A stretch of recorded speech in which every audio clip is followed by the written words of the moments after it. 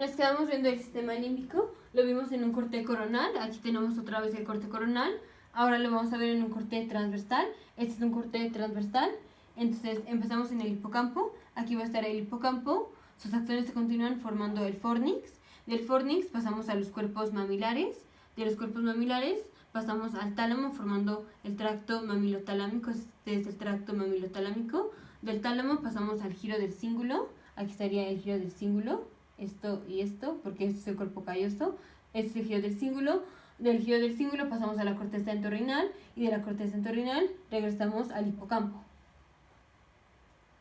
Aquí vemos la continuación del hipocampo con las columnas del fornix, con los cuerpos mamilares, de los cuerpos mamilares pasamos del tracto mamilotalámico, llegamos al núcleo anterior del tálamo al giro del cíngulo a la corteza entorrinal y de regreso al hipocampo.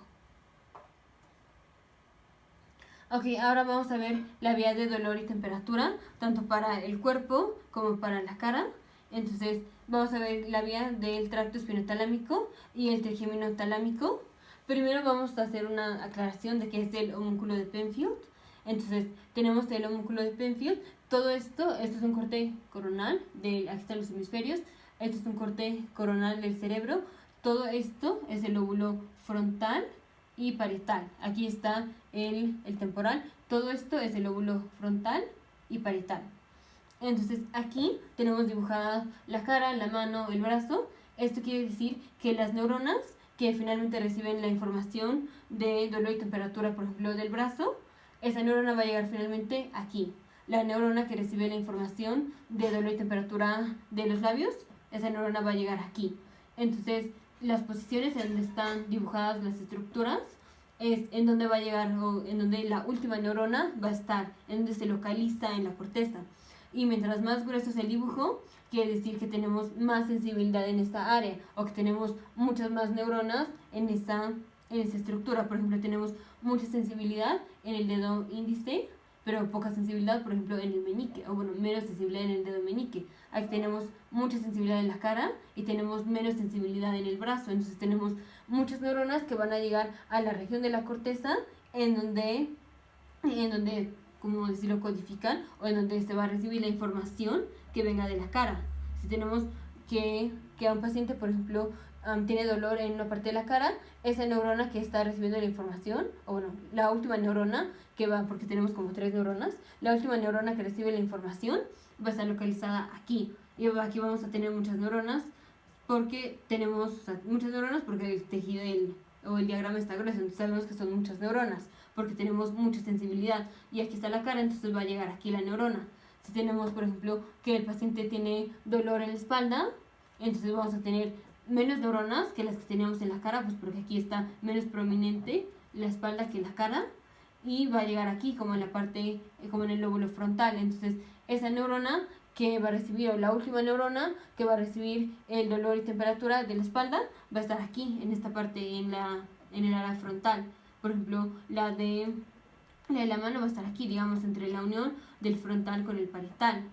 Entonces, el homúnculo de Penfield es como un mapa de en dónde llegan las neuronas que reciben información de las estructuras, o de qué parte del cuerpo. Entonces, empezamos con la vía del tracto espinotalámico. Esto va a ser dolor y temperatura para el cuerpo.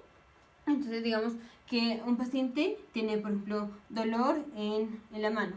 Entonces, la primera neurona, tu cuerpo, va a estar en el ganglio de la raíz posterior. Este es el ganglio. Ganglio es una acumulación de cuerpos de neuronas en el sistema nervioso periférico. Si estamos en el sistema nervioso central, se llaman núcleos. Si estamos en el sistema nervioso periférico, se llaman ganglios. Entonces, en el ganglio de la raíz posterior tenemos el cuerpo de la primera neurona de tracto espinotalámico. Aquí tenemos, depende si estamos hablando con anatomistas o con fisiólogos, dirían si esto es un axón o una dendrita. Esta, en realidad, o fisiológicamente, es una dendrita, pero anatómicamente es un axón. Voy a explicar.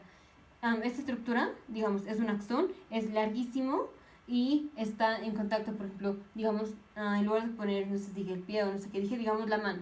Entonces digamos que el paciente fue picado con un alfiler, tiene dolor en la mano.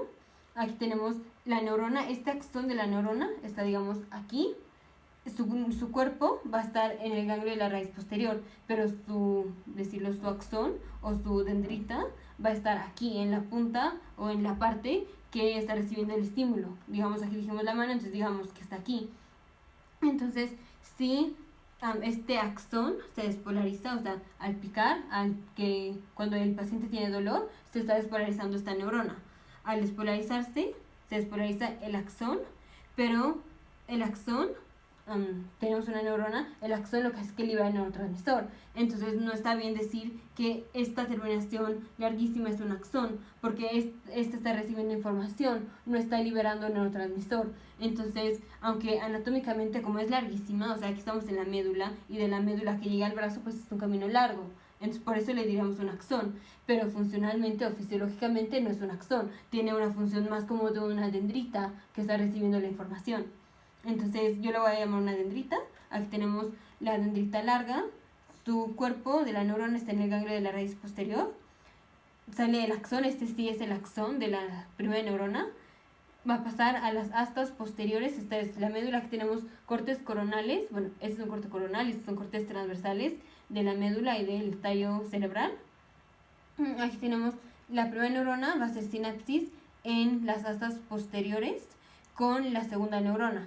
Y saliendo, o sea, ya que sale la segunda neurona, en cuanto sale, se va a cruzar al lado opuesto, se cruza al lado opuesto. Los axones de la segunda neurona se cruzan al lado opuesto. Estos axones van a subir, van a ascender por el tallo, por la médula y por el tallo cerebral. Ahora, estos axones es a lo que se le llama el tracto espinotalámico. Estos axones van a hacer sinapsis hasta que llegan al tálamo, específicamente en el núcleo ventroposterolateral del tálamo. Aquí está la tercera neurona, aquí está el núcleo de la tercera neurona. Los axones de la tercera neurona van a subir por la cápsula interna, aquí suben por la cápsula interna, o digamos forman la cápsula interna, y van a llegar a la corteza en el giro post-rolándico.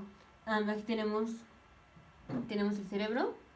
Hay un surco que va que atraviesa del lado derecho al lado izquierdo, un surco así. Aquí este es el surco rolándico o el surco central. Si tenemos que las neuronas llegan anterior a este surco, o sea, digamos el surco está aquí. Si tenemos que las neuronas llegan anterior a este surco, se llama un giro o tenemos giros prerolándicos. Si tenemos neuronas que llegan atrás o posterior a este surco, esos son giros postrolándicos. Aquí la tercera neurona llega a giros o a parte de la corteza que está posterior al surco central. Entonces están llegando a la corteza postrolándica. Entonces tenemos la vía de dolor y temperatura.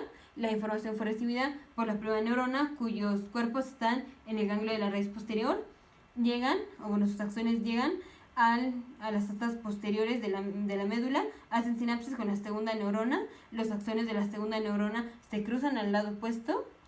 Los axones de la segunda neurona suben por la médula espinal, por el tallo cerebral, llegan al tálamo, al ventro posterolateral del tálamo. Ahí hacen sinapsis con la tercera neurona, y la tercera neurona, los axones de la tercera neurona forman la cápsula interna, ahí está la cápsula interna, y llegan a la corteza postrolándica.